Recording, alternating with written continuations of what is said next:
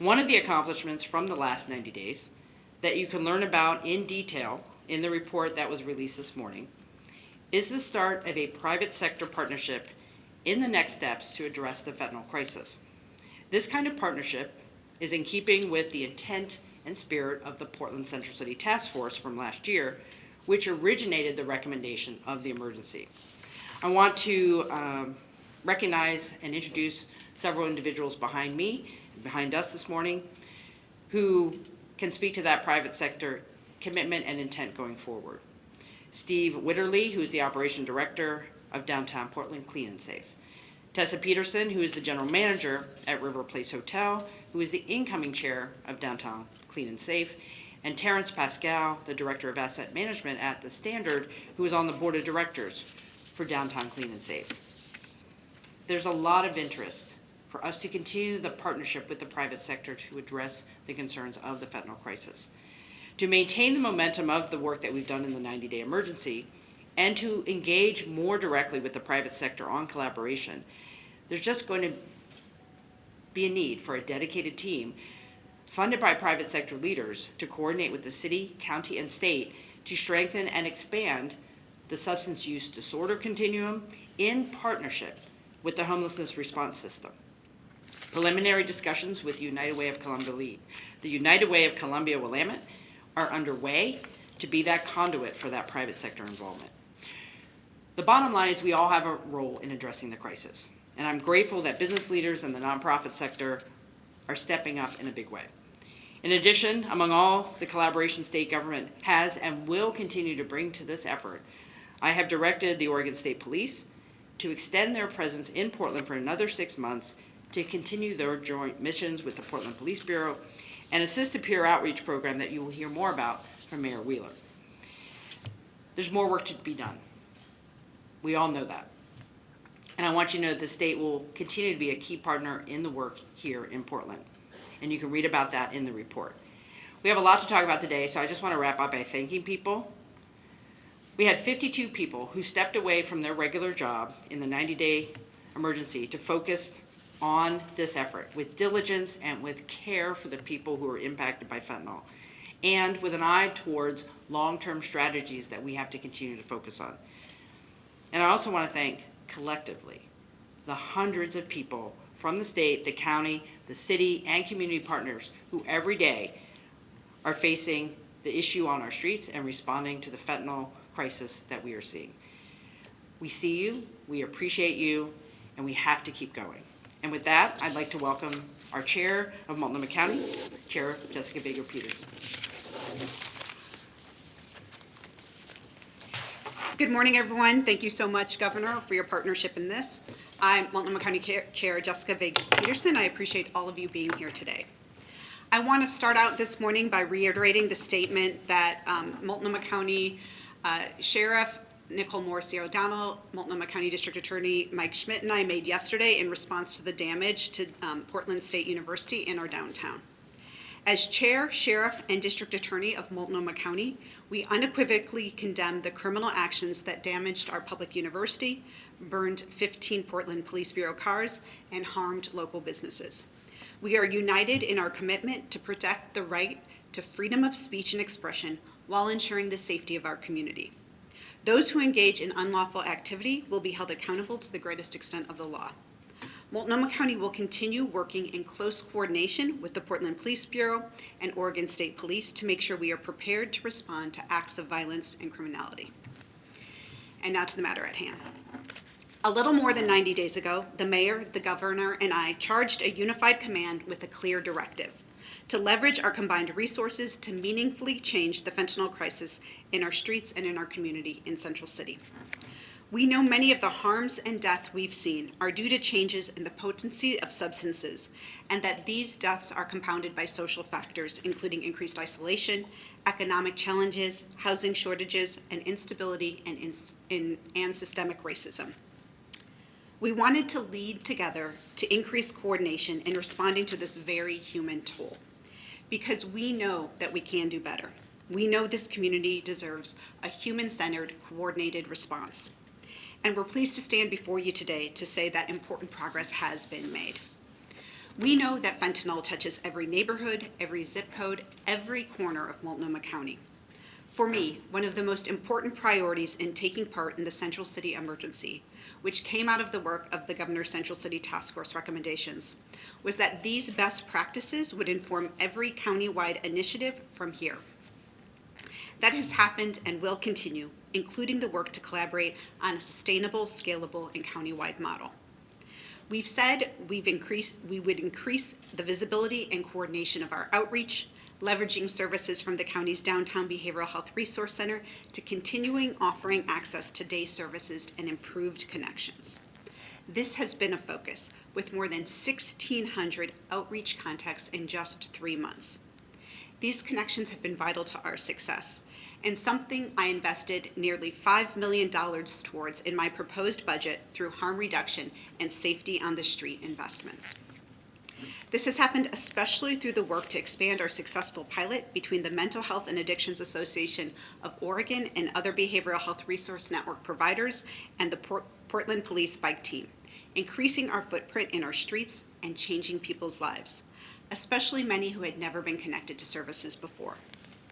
We said we would move people more quickly into treatment, shelter, or housing. That has happened, with nearly 80 referrals to treatment or detox, 300 referrals to shelter, and more than 30 referrals into housing programs.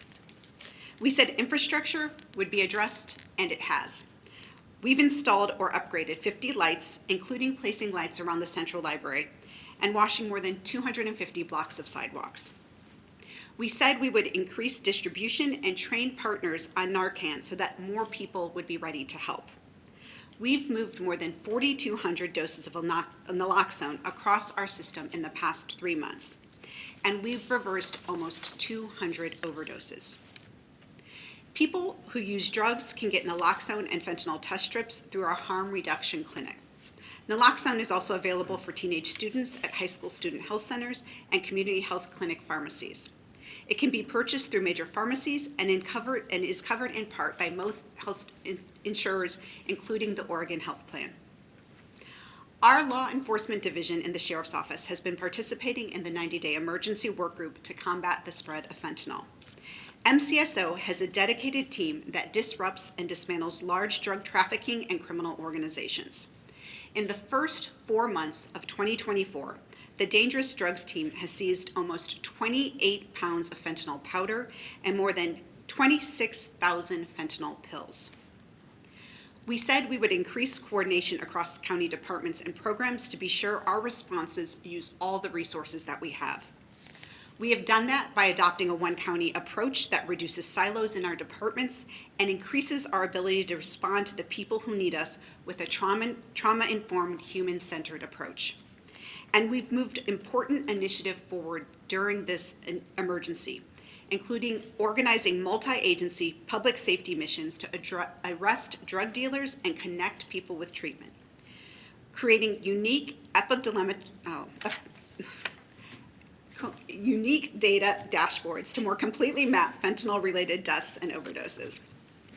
We've expanded peer outreach programs that offer same-day services, and we've dramatically expanded access to life-saving opioid reversal medication. We said that declaring this emergency would help us address gaps in our system, especially for qualified mental health professionals and behavioral health workers. We know many stem from a lack of workforce across every sector: law enforcement, treatment providers, outreach workers, first responders, and shelter staff. We're increasing workforce incentives with a 3.3% COLA increase for all health and human service contractors for the county in my executive budget, helping to continue to increase the baseline wages we needed to do this meaningful work. And we've undertaken a groundbreaking effort to stabilize providers and workforce. $10 million in grant dollars that went through United Way to 61 providers for salary, stay bonuses, professional development, professional sustainability, and longer range steps to look carefully at our entire contracting process. We know that expanding shelter spaces requires staff, and that these are tough jobs that require strength and stamina. I want to thank everyone out there who is stepping up to do this work. Many of you who have been deeply involved with the work of this emergency and the work that we do every day. We see you and applaud your efforts. This emergency gave us opportunities to elevate discussions with providers, especially during the half-day summit put on by the Health Department in March. 150 providers and peers connected to consider pathways to recovery and move into interactive conversations around prevention, harm reduction, treatment, and recovery. These gatherings will continue quarterly from here on out, one of the many connections that will continue forward as we work towards increased staffing for key public services, especially during weekends and evening hours. As our local public health and mental health authority, Multnomah County has worked closely with people who use drugs for decades. As we align with the Oregon Health Authority's overdose response plan, we'll continue to bring the right public health focus and leadership to our coordinated response. Prior to this emergency, our health department developed an overdose response plan with new goals, objectives, and targets to slow the rate of death from overdose. Now our attention turns to the future work that must be done, both in continuing to implement this plan and as outlined in the 90-day fentanyl emergency report being released today. Multnomah County's specific actions included in that report and in our next steps forward as a county include a continued weekly 8 a.m. call between Portland Solutions and Multnomah County Emergency Management to collaborate on a sustainable, scalable, countywide model for regular coordination between law enforcement, outreach workers, business districts, behavioral health, homeless services, and others, including a call for our East County region. There will be monthly cross-disciplinary planning calls across all 3 jurisdictions, nonprofit and private partners, to sustain progress and accountability on incident recommendations. And we're expanded naloxone coordination and distribution, including expanded leave behind policies, and continue to saturate high-risk areas and groups. We know that stopping using fentanyl, even for a few hours, is so painful and hard, which is why we're going to literally meet people where they're at with an increased number of mobile clinics offering medication-assisted treatment. One of my major issues with Measure 110 was that it was put into action without many of the health components that were needed. When I visited Portugal to take a closer look at their systems, I saw a mobile clinic in action and saw what was possible in terms of connection made when you go where people are. It is going to take quality data to get results in this crisis. Our way forward includes greater data integrity that dates, vets, and stores information in ways that can be better referenced. We're beginning the work to build a multi-agency data team to more effectively track metrics. This includes continued improvement of fentanyl overdose data sharing and the expansion of Oregon Health and Science University's mission control capacity to provide a real-time addiction treatment tracking system.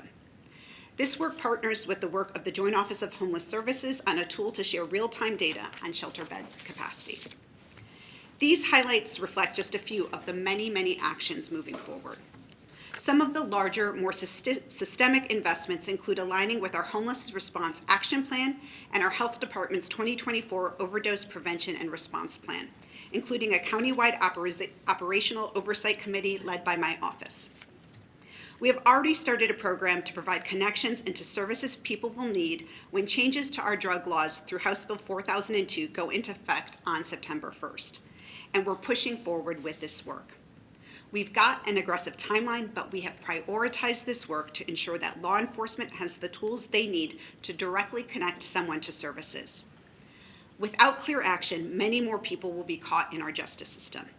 I've convened a leadership team and hired a coordinator to focus on having our deflection system ready to go on September 1st, and we will make this deadline. We know young people are uniquely vulnerable to misinformation about fentanyl.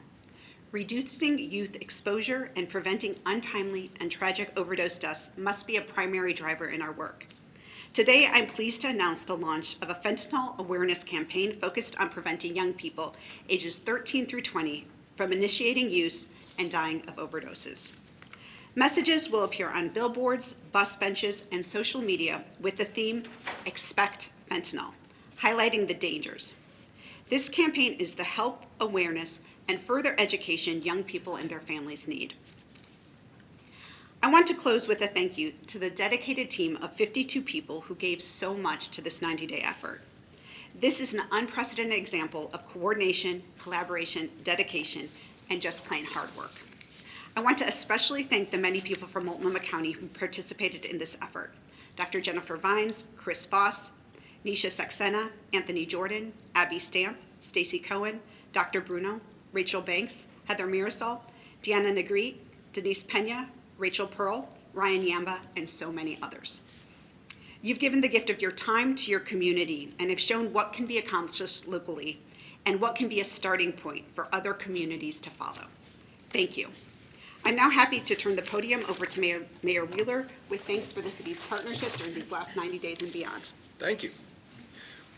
Good morning, and thank you both. I will first start off by saying how much I appreciate my colleagues' collaboration and support for the issues that we've been experiencing here in the city of Portland and on the Portland State campus for the last several days. In particular, Governor, I'd like to thank you for the Oregon State Police. That's been a critical partnership throughout. I'd also like to thank the county sheriff and the work that Multnomah County has put into collaboration here. Certainly our law enforcement partners, we have been asked repeatedly over the last several years about mutual aid, and I can tell you under Chief Day, mutual aid has dramatically improved. And I want to thank all of the law enforcement partners who offered their support, who actually participated in this event, and who have committed to working with us going forward. And last but certainly not least, I want to thank the business community. They've done a terrific job of reaching out to businesses in advance of some of these anticipated actions, preparing businesses, large and small, for what could be. And they've worked with us on the outreach subsequently, particularly those 6 businesses that were directly impacted by vandalism. And I'm very pleased to say that those businesses are recovering, and we support them, and we thank them for their continued leadership. So today, alongside Governor Kotek and Chair Vega-Peterson, I'm very happy to share the progress that we've made in the context of our 90-day fentanyl emergency declarations. Reflecting on the past 3 months, it's evident that our collaborative efforts have significantly advanced our capability to manage and to mitigate some of the challenges posed by fentanyl in our community. Over the past several years, my administration has been deeply committed to enhancing our public safety initiatives in response to the deepening fentanyl crisis on our streets. It's gratifying to report overall that this work has resulted in Portland trending in what I believe is the right direction, with crime decreasing in some very important categories across the city. Shooting incidents are down 42% since 2022. Vehicle thefts are down 36% year over year. And we've hired a total of 261 new staff within the Portland Police Bureau, well on our way of accomplishing my goal of hiring 300 new PPB staff by the end of 2024. It's my hope now at this point that we will actually exceed that goal. These improvements in public safety are mirrored by a recent study that showed that visits to downtown Portland are up 14% year over year. Despite this positive news, we continue to confront the rising challenges created by the use of fentanyl and its related addictions, and ultimately for some fatalities. The impact of fentanyl is obviously devastating. It's a crisis that disproportionately affects Portland's central city, and it's obvious to everybody that it's straining our public safety resources. The statistics are stark. Deaths attributed to synthetic opioids, including fentanyl, surged by 77% between 2021 and 2022. 70% in 1 year, just in Multnomah County. In fact, between 2019 and 2023, Oregon's fatal fentanyl overdose rate has grown to be the highest in the nation, with an over 1,500% increase. And here's another important fact. Alarmingly, our homeless population is 37 times more likely than the general public to succumb to an overdose, 37 times. This crisis unfolds daily on the doorsteps of our homes and businesses, and I can safely say that it affects every single person in this community in one way or another. In response to this crisis, my administration, over the last 2 years, has enacted 5 emergency declarations aimed at addressing Portland's most pressing issues. The emergency declarations I signed created much of the city's infrastructure that's now taking center stage in the response to the fentanyl crisis. These actions build on our experience with emergency operations related to homelessness, livability, and public safety. Notably, the establishment of the City of Portland Street Services Coordination Center, SSCC, has broken down bureaucratic silos. It aligned city bureaus to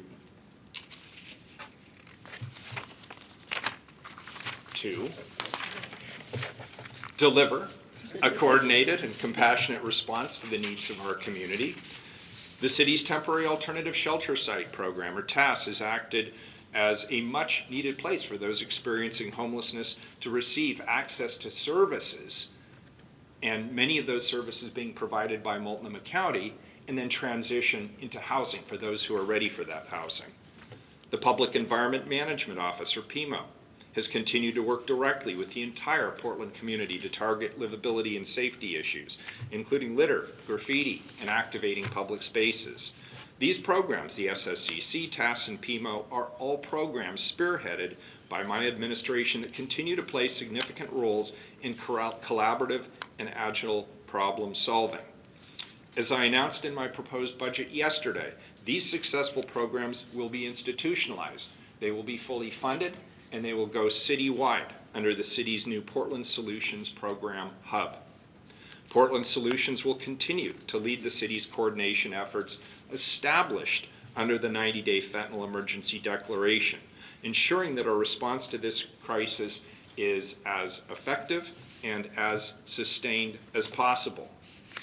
I'm pleased that the pilot partnership between the Portland Police Bureau's Central Bike Squad and the Mental Health and Addiction Association of Oregon, or the MHAAO, which has shown promising success in connecting vulnerable individuals with essential services.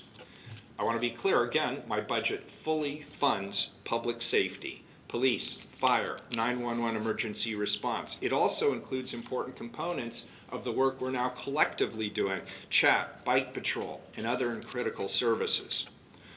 Under this 90-day emergency, the city, the county, and the state jointly funded an expansion of the important pilot around the bike patrol, which provided a physical space, better coordination, and continued efforts to expand these outreach services.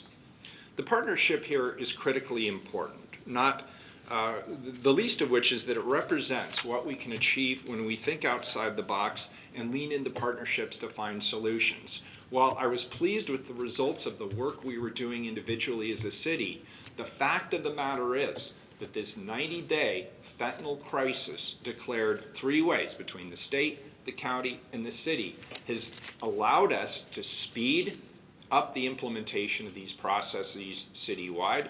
It has enabled us to expand the partnerships like the bike patrol that includes PPB and the state police, and it portends a faster strategy for people to move off the streets and into housing through support like TASS and the county's good efforts there, and the state legislature and the governor's support of our TASS sites. So this 90-day fentanyl emergency, from my perspective, enables the partnership, the funding, the coordination, the communication to all come together in a way that allows us to have success that we could not have achieved on our own in the absence of this 90-day emergency declaration.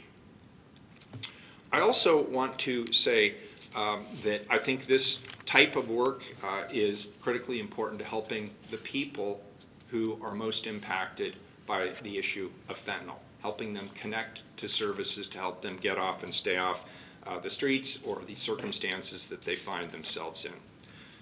I'd like to thank Governor Kotek for her forward view on this as well, for a commitment to an additional 6 months of the Oregon State Police presence.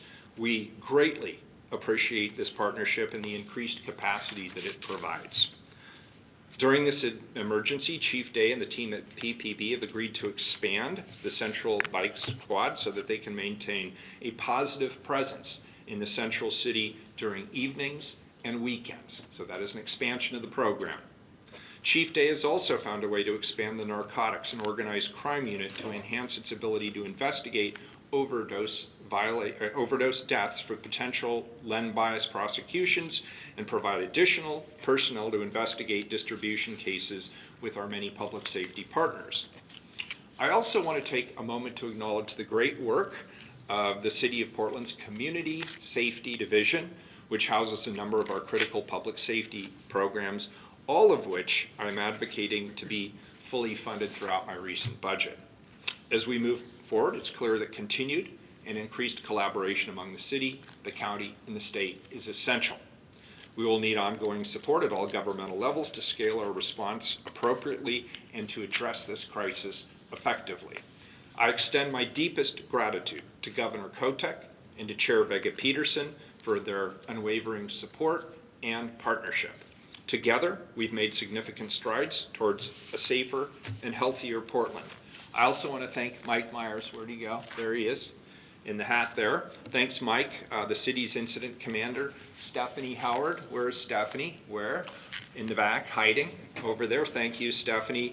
And my administration's director of community safety, Skylar Brocker-Knapp, standing over here, who is my senior policy advisor for their really exceptional leadership over the past 90 days. We stand here, we get the credit, sometimes we get the blame, but the truth is behind us are many, many, many dozens of people who work so tirelessly to do this work day in, day out, early mornings, late nights, and everything in between. And all three of us owe them a debt of gratitude for their hard work. This dedication has been utterly instrumental in our achievements. I also want to thank the dozens of people who worked tirelessly on this effort as part of the incident management team. This was a huge task. I'm grateful for your efforts, your expertise, and your commitment to saving lives here in the city of Portland. Today clearly does not mark the end of the fentanyl emergency on our streets. Based on what we've learned, we must redouble our efforts throughout the city and maintain the sense of urgency necessary to meet the fentanyl crisis head on. There's still a lot of work to do. We all acknowledge that. I'm committed to continuing the partnerships we've built that are critical to safeguarding the well-being of all Portlanders. Thank you. I'll turn this back to the governor, who I think is going to introduce some guests. Thank you, Mr. Mayor. I think we can take some questions, and we have individuals here for follow-ups. We have providers here, we have first responders, folks that I've introduced from the business community. So if you have questions, we can do that afterwards with them individually. Here's what I want to say before we take questions. One of the things in the Central City Task Force that we heard from, whether it was fair or not, was the perception that the city, the state, and the county weren't working well together. That's clearly, through this emergency, you can see, and through this conversation this morning, that is not true. And we are all working collectively, collaboratively, together to take on issues such as the fentanyl crisis in the downtown Central City. What's different, if you look in the document, and there's a lot of information there that I think we've had a lot of national interest on what we're doing here. There's a lot of appendices of like how we've brought an emergency management structure to this. Lots of good reading for folks to see what we have done. But in the executive summary, we talk about primarily the system accomplishments. We didn't have baseline data. We now have baseline data.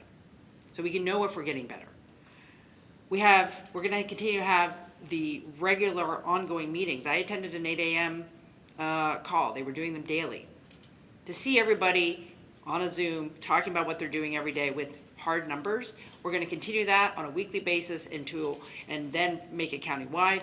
So that kind of check-in every day is going to continue. I've talked about the private sector commitment to continue forward here and the partnerships. Things that we've come together to fund, like the partnership between the Mental Health Association of Oregon and Portland Police to work directly on the streets. Look, there are a lot of good things happening. There's more work to do, but we wouldn't be here if we had not done this 3 months ago to say we got to all work together differently, and we are doing that, and there's a lot of good work happening. I want people to know that, and we're going to continue doing that because it is a good foundation, and we're going to keep going forward. So, questions? Bryce.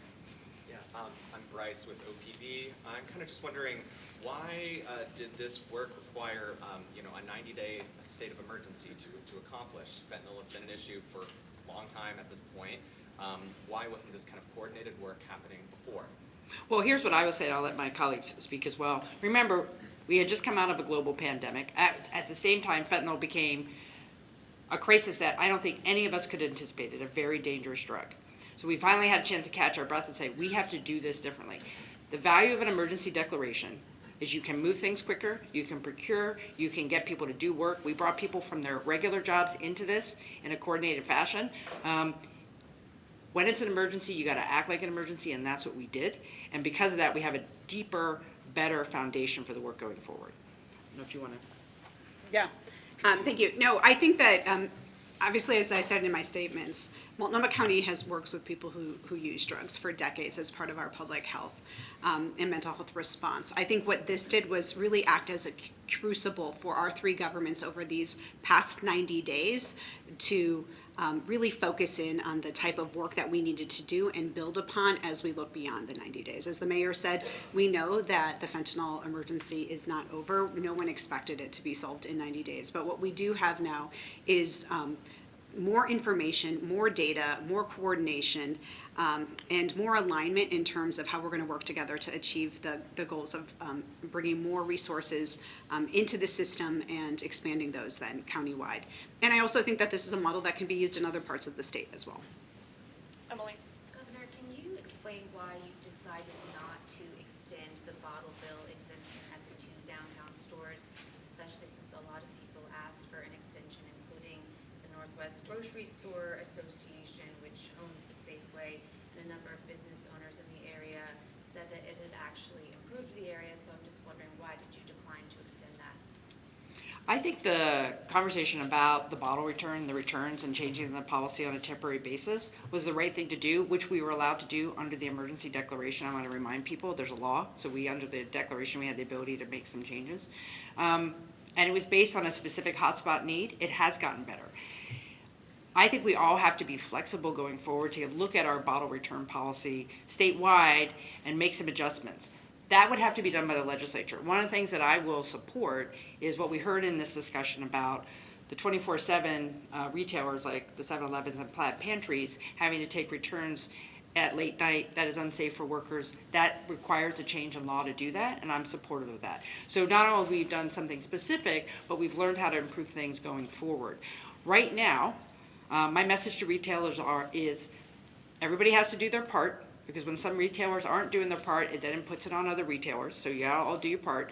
And we're looking at the data. The data has shown that, we'll continue to look at it, that there hasn't been movement to other parts of the city. And we believe the particular issue at those two retailers that suspended has been solved. But we're gonna continue to watch it and make sure. So right now, we're back to what we're doing, and we're gonna continue to watch, and we have to be flexible going forward. By solved, what do you mean by that? Well, I think what we have seen is, if you want to speak to this, Mr. Mayor, but at the Safeway and the adjacent Plaid Pantry, whatever was happening there has improved. There's, the hotspot of folks who were using there, the police response, that has cleaned up, right? That has definitely changed, and I know people are appreciative of that. We're going to continue to look at the bottle return data to see if there's anything else we need to be doing there.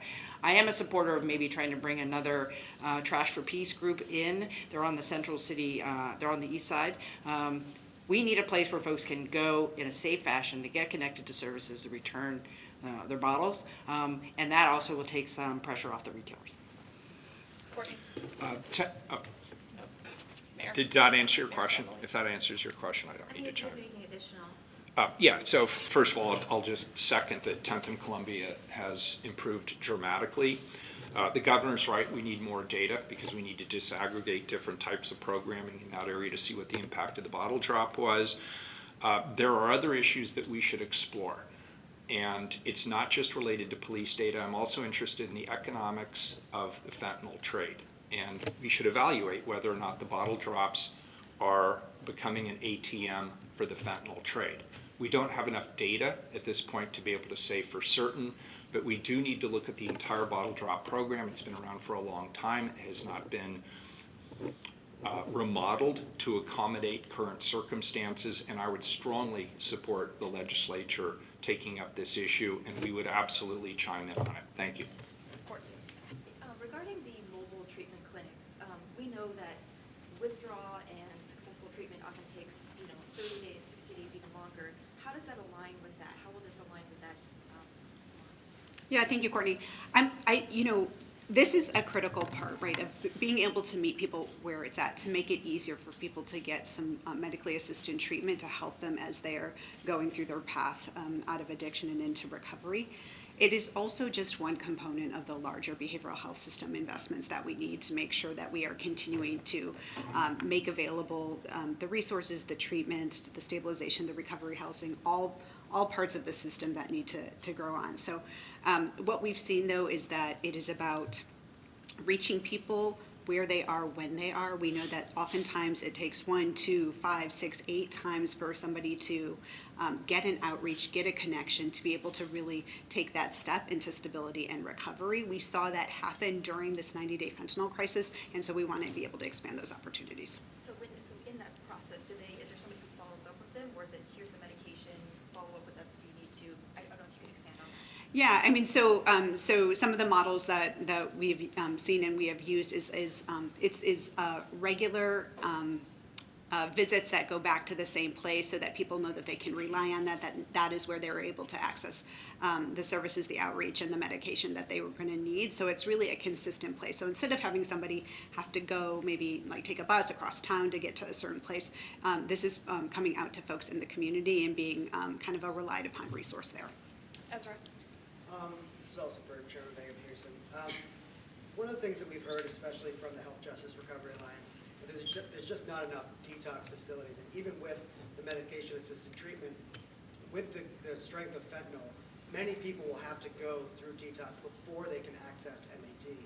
What's being done to increase access to detox so that MAT can even more? Yeah, I really appreciate this question. That goes back to the answer before, is we have to and are making investments across the system in order to make sure that we've got the right steps and the right resources for people wherever they are, whether that is a sobering center for somebody who needs immediate treatment, whether it's access to detox, whether it is a stabilization bed for somebody to go once they're done with withdrawal and detox when they're so they can get ready for treatment. So we are making investments across the system. I appreciate the investments that we've had in the recent years from the legislature to add additional dollars into our behavioral health system in order to do that work. We have been, we're working closely with partners across the board, from Central City Concern to other, FOR and other partners, to really look to say what can we do. So we're going to be looking at increases in detox and withdrawal. One of the things that we are doing right now and getting ready for the House Bill 4002 full implementation on September 1st is having kind of an assessment and intake center set up so that people have that place to go. That's in parallel with the longer work that we're doing in setting up a sobering center, and the long-term plans for that also include coordinated services like withdrawal and detox. And can you expand on kind of what will be set up for when that September 1st deadline hits? Because what we know right now is that people are showing up to detox and not being able to get it. Folks who want it can't actually get those beds. So will you be ready on September 1st? So what we're talking about September 1st is truly having a deflection process in place so that somebody who is now under the new recriminalized charge of a possession of a controlled substance has an alternative path than being arrested, taken to jail, really having that connection with our justice system. Instead, we want to be able to deflect them into a place where they can have access to services, where there's more health behavioral health focused and more peer support, right? So really trying to do the work of setting up that alternative system that we didn't have under Measure 110. So in September 1st, our work really is about having a deflection process. One part of that deflection process is going to be having a drop-off center where people can go, they can have intake and treatment, have a peer that can connect with them, and then get connection into services or get direct into services. It is not going to be a detox or withdrawal center, on September 1st, but that is part of the longer-term work of how we can build up the system. And I think you were. Yeah, just briefly. So all the counties who are early adopters of the deflection center money, not only Multnomah County, remember, this isn't everyone. This is a new crime that will affect certain individuals, but we have to be ready. So the state is working with partners to make sure we are ready and following best practices on day one when the new crime goes into effect. Two things I want to say, and one of the benefits of the fentanyl emergency is, and I said this to a couple folks during the last 3 months, if there's an open bed anywhere, we want to know where it is and we want to get people in it. I never want to hear there's an open bed not being used. So I think we're doing a better job there because of the coordination that's happening on a regular basis. We're also continuing to push the funding that's gone to OHSU to have a real-time tracker of what is available, because as we continue to build more resources, like we all did at the end of last year, putting money into the recovery, the new treatment facility that Central City's gonna run at Lolo Pass over on East Burnside. We all stepped up and threw some money into that so it could be ready by the fall. We need more capacity, but every piece of capacity we do have has to be used better, and that is also something we're focused on. Heather? Governor, on the expanding the state police presence downtown, we know OSP has been in a staffing struggle for the last several years. Those troopers that are working downtown must be coming from somewhere. What region is now lacking that patrol capacity with those troopers working downtown that wouldn't normally be doing that work? Yeah, I think I would rephrase it in that I don't think we're taking capacity. We're flexing current capacity on a intentional way to help out PBB. So we're going to continue to extend what we've been doing, and we've been very cautious not to overcommit because we do have to, serve the entire state under the Oregon State Police. I will probably have to go back to the legislature here later in the year through the emergency board for some resources because there is additional overtime and things like that. But we are trying to maintain it, but be realistic. And another 6 months of OSP working with PPB is really important, and we're committed to that, and so is Superintendent Cotting. So you're saying that that's not, those troopers weren't doing something else elsewhere? Well, we're flexing from their regular patrols to do this work. I'm not going to go into a lot of detail there. And we do have more folks coming out of the police academy, same for Portland, same for OSB, so we're ramping up. But again, trying to maintain current service level, but asking people to do a little more. And I'll be honest, it's been a strain on our folks, but we're committed to it because it's been having a great impact, so we're going to do it for another 6 months. Tim? This question is from Janet Todd, the Oregonian, is for Baker Peterson. I remember at the beginning of the 90-day fentanyl state of emergency in downtown, some county commissioners expressed concern about the impact of fentanyl on other parts of the county. Can we expect to see this kind of tri-government collaboration in other parts of Multnomah, such as East County? Yeah, absolutely. So all three of us are committed to continuing this work in partnership together because we've seen such a big impact in what's happened in the Central City region over the past 90 days.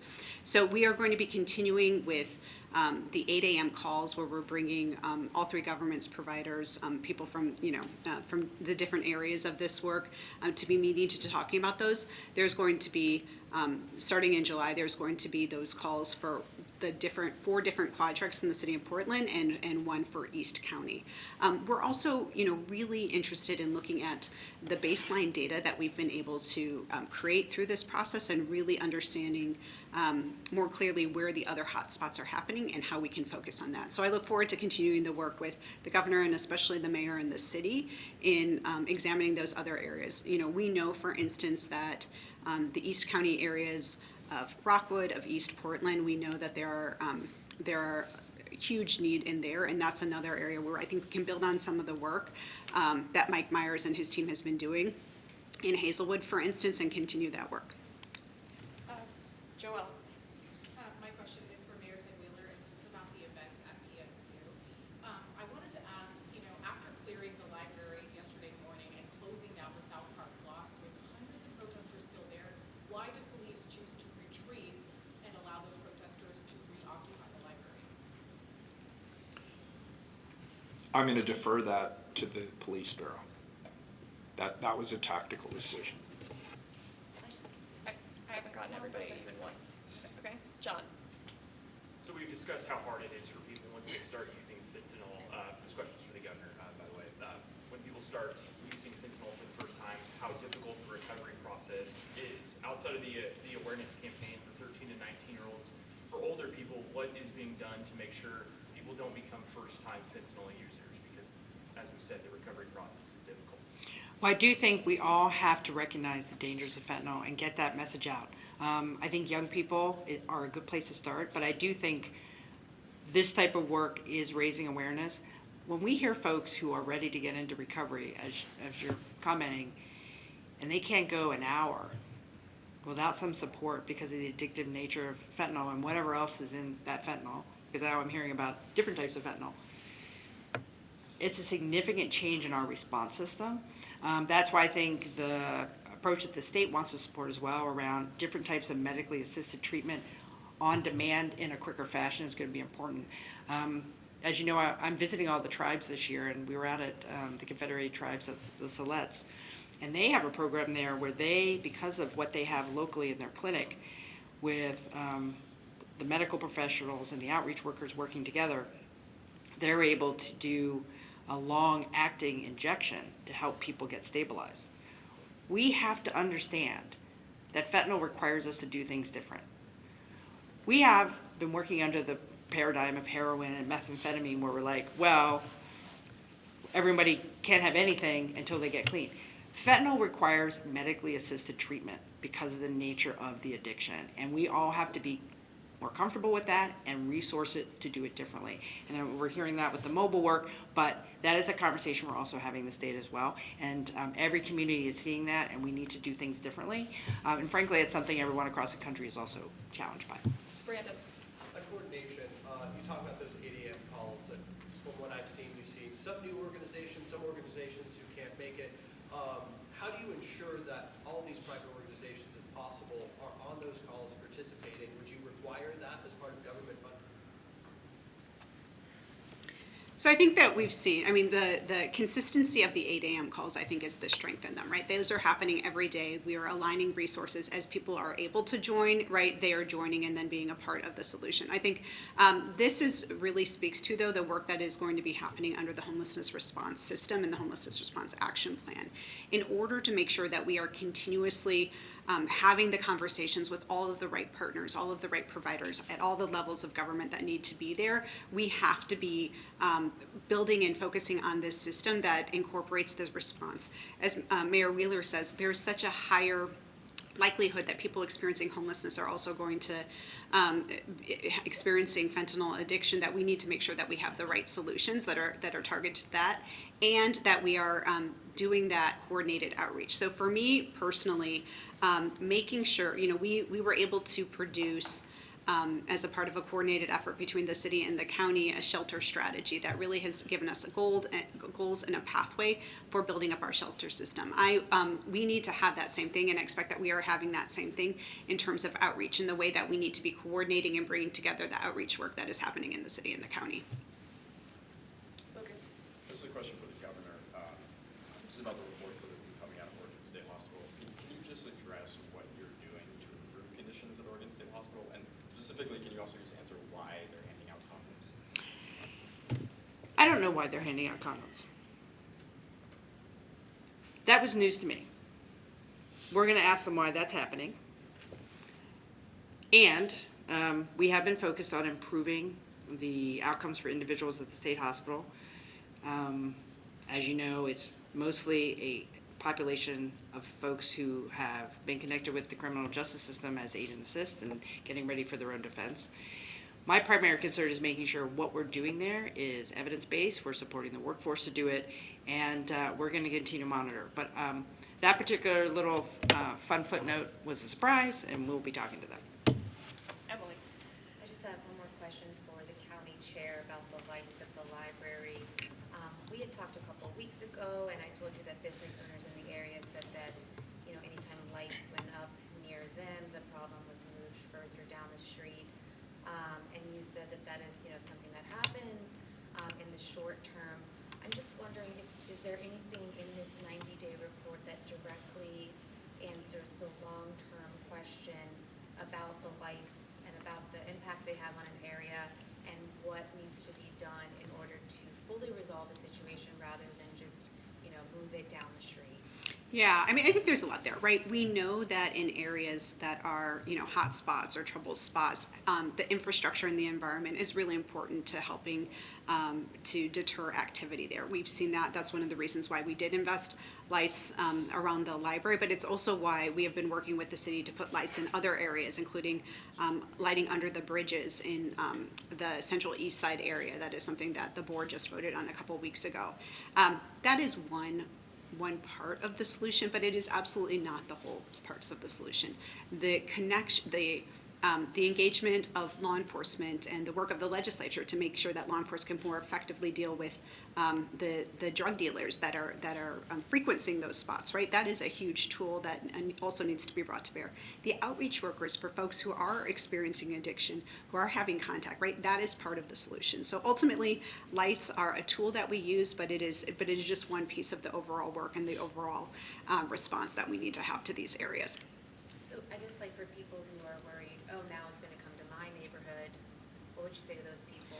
Yeah, I mean, I think two things. One is that the work of this 90-day response was about learning how we better work together so that we could take and expand this kind of response citywide and countywide, and that's what you're going to see happen.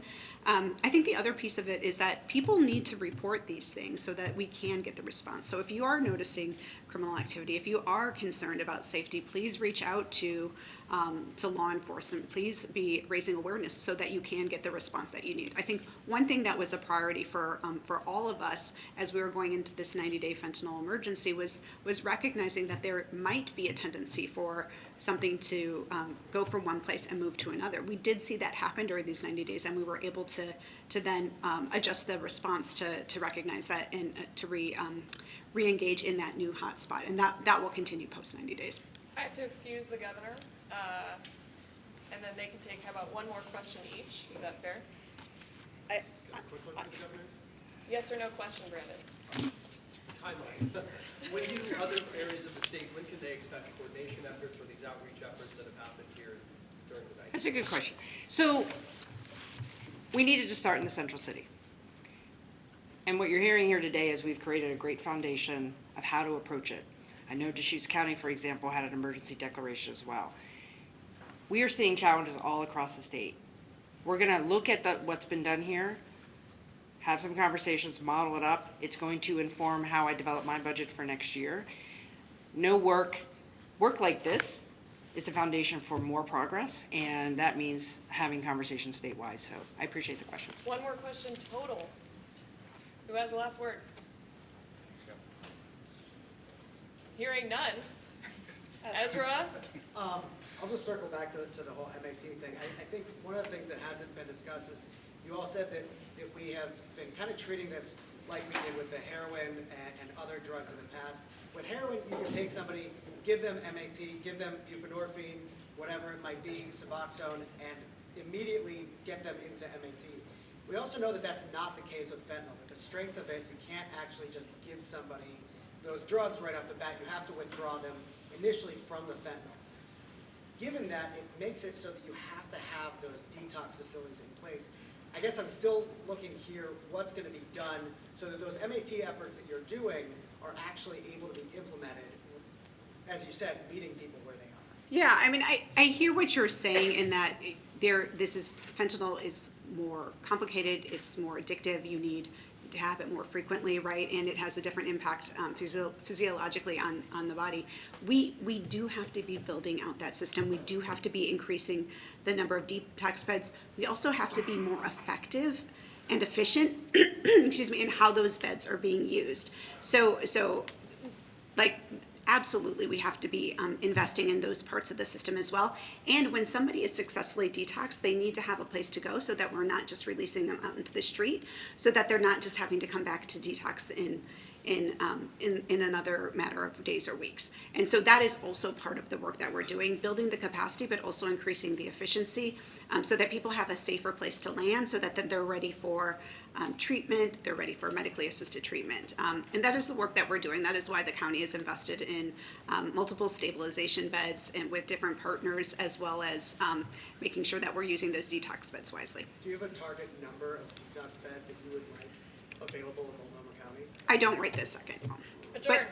Yeah, thank you. Thanks, Trish. Thank you.